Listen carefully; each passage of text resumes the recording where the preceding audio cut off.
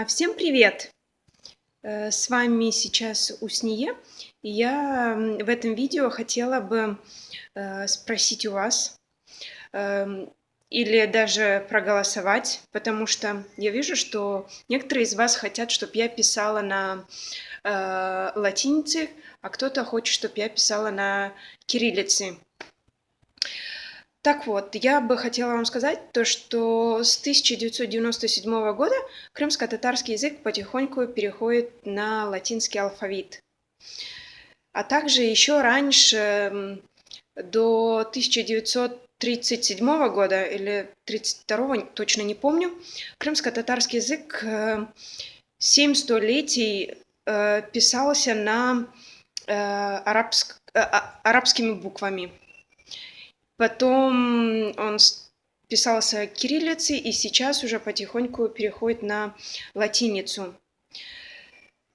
Так вот, над этим видео я бы хотела вас, чтобы вы написали, кто за латиницу, а кто за кириллицу.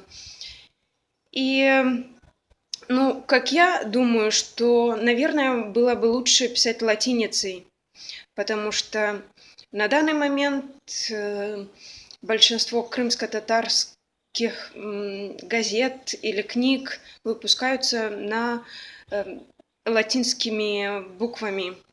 Так что я думаю, что было бы лучше латиницей. Но, возможно, есть люди, которым легче изучать кириллицей.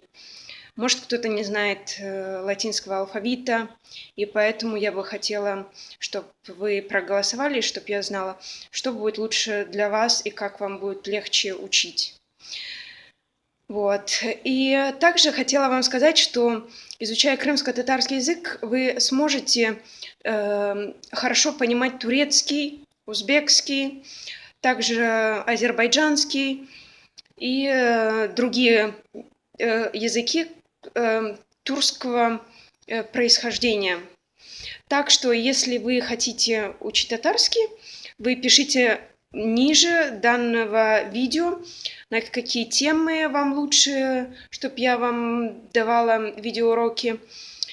И на данный момент, так как я все еще учусь в университете, и я заканчиваю университет, и мне нужно дописать диплом.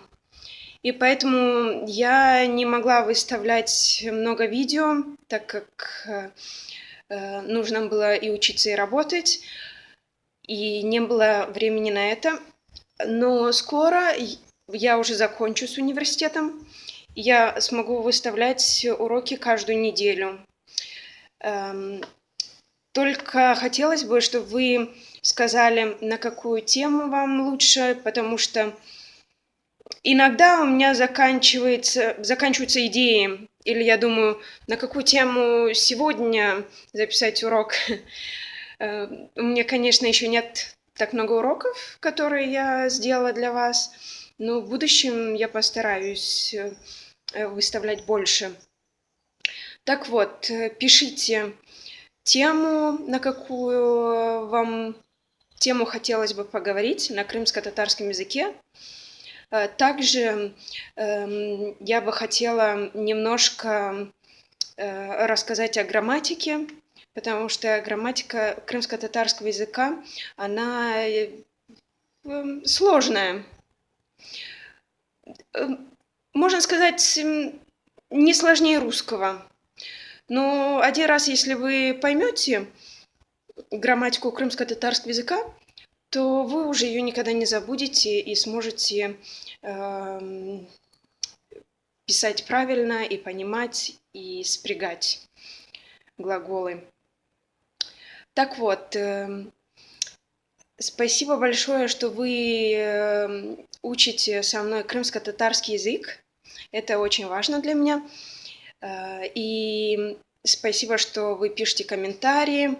И в будущем, если где-то я делаю ошибки, пожалуйста, исправляйте, потому что я не живу в Крыму уже больше 10 лет, и за границей мне не с кем говорить на татарском языке. И книг у меня тоже нет, только есть некоторые книги, которые я скачала с интернета, и я буду делать кое-какие уроки по этим книгам. Но общаться мне здесь не с кем. Так что иногда тоже давая или делая, подготавливая уроки крымско-татарского языка, это тоже хорошо для меня, потому что я учусь вместе с вами. Так как бывает так, что я знаю, как произносятся слова, как их говорить, но часто не знаю, как их написать. И поэтому, если даже вы где-то видите ошибку, вы говорите, здесь у вас ошибка. Или здесь ты написала не так, как нужно писать вот так вот. И поэтому мне важно, что вы писали.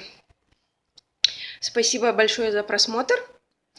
Надеюсь, вам нравятся мои видеоуроки. Пишите в комментариях.